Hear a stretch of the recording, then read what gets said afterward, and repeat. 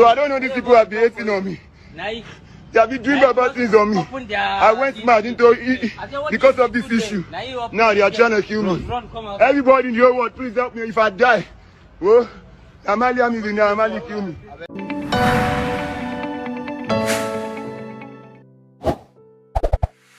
So hello guys, what's up and welcome back to my YouTube channel. It's me, your girl Barister Neze, and this is Nezeville. People don't get the chance to pick the families they are born into. If we did, Promise Ileri Oluwa Oladimeji Aluba, popularly known as Mohbad, might just have picked a family a little bit more financially stable. Born on the 8th of June 1996 in the Ikorodu area of Lagos State, Mohbad was the perfect example of a trenches kid, a title he wore like a badge of honor. Somewhere along the line of his growing up, Mohbad lost his mother and was left in the care of his father and his stepmother. Some lyrics of his song has revealed that he never really got that much of care from her anyways. 10 years I no see mom, stepmother no care. After his primary and secondary education, he has revealed that his father assisted getting him admission into a polytechnic. But furthering his education wasn't working for him at all. He was all about the streets, all about his grind, all about his hustle, and before long, he dropped out. Daddy got the money, make I go poly.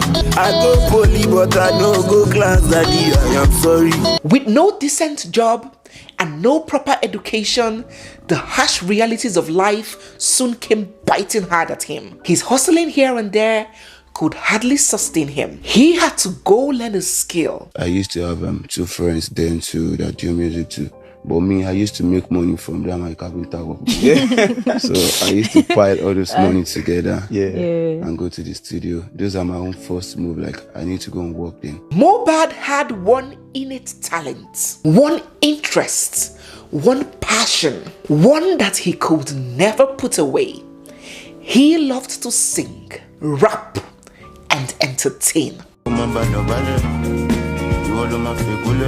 Mohbad will constantly make covers of songs, trending songs from popular musicians, and post it to his Instagram page. He did one for Kiss Daniel, another for Techno, and in addition to that, he kept on releasing freestyles on his Twitter and Instagram handles. You know, he was just putting himself out there, selling himself, trying to gain visibility, and soon enough, he began to get noticed. The online growth came, the followership came, he became an online sensation. And you know what they say about a light being unable to stay hidden for long? He soon got noticed and caught the attention of music executive and owner of Malian Records, Naira Marley. And before long, he got signed into Naira Marley's record label as an artist. His life was about to change for the better,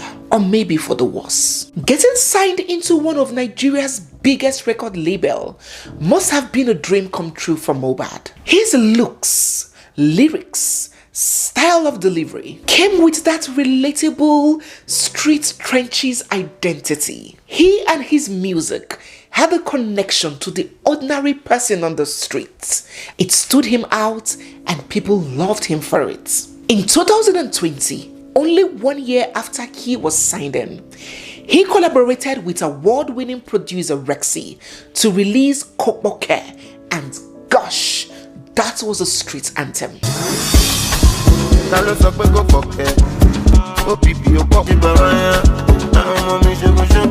The success of the song gave him more wings, more confidence to keep soaring. And by the end of that same year, he released his first studio album titled Light EP. This 8-track album was an instant hit. With over 25 million streams on Audiomack alone in its first month and 3 Headies nominations, this young star was surely heading to stardom. But he did not rest on his oars. He kept on dishing out great street relatable music, touching on issues that pertain to the average man in Nigeria. And when he came off with Feel Good, oh my gosh.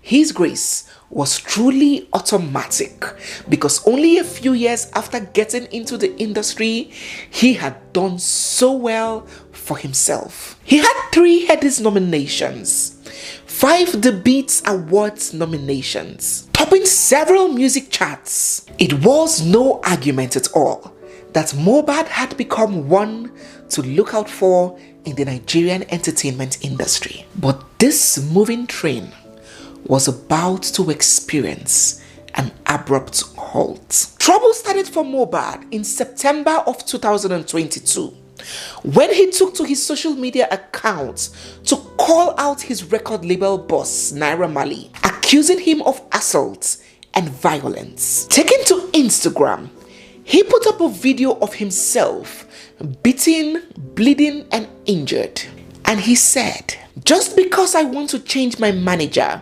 which is their brother, see what they did to me at Malian House." He explained that his record label boss Naira Marley had unleashed his dogs on him, ordering his goons to beat him to a pulp simply because he chose to leave the record label and get a new manager. So in October of 2022, only 1 month after that assault incident, Mohbad took to his social media to release an official statement revealing that he has now cut ties and is no longer under the management of Malian Records. Now, it is still unclear why Mohbad chose to leave Malian Records only 3 years of being its signee. Some people consider it rather premature.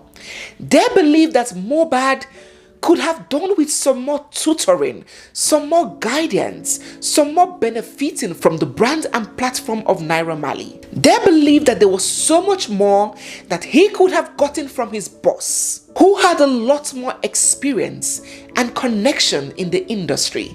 They wondered why this young lad was in such a rush to leave. And on this question, there have been many speculation. The first suspicion was that of ripoff, and that is not new to a lot of us.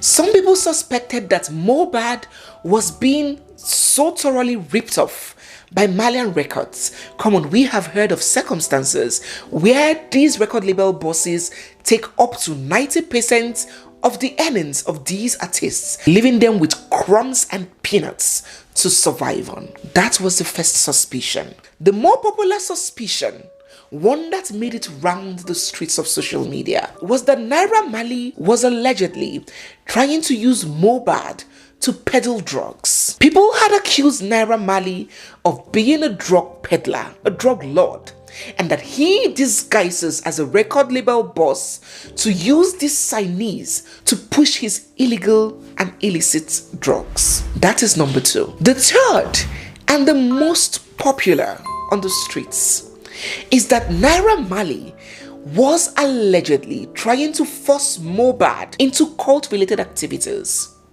trying to force him to be initiated in his cult group, and that Mohbad had refused to do that. And that caused a strain in their relationship, forcing Mohbad to quit. Now, these are the 3 words on the streets. Allegedly. Well, that single decision by Mohbad to quit Malian Records may have brought about the very many woes that followed.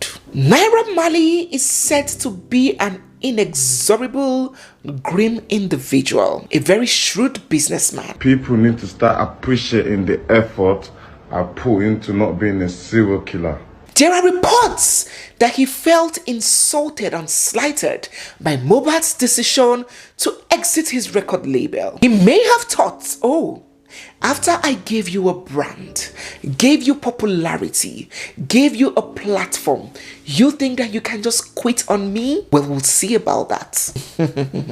Now, there is a very close ally of Naira Marley called Samson Balugu, aka Sam Larry. You see, in every street, every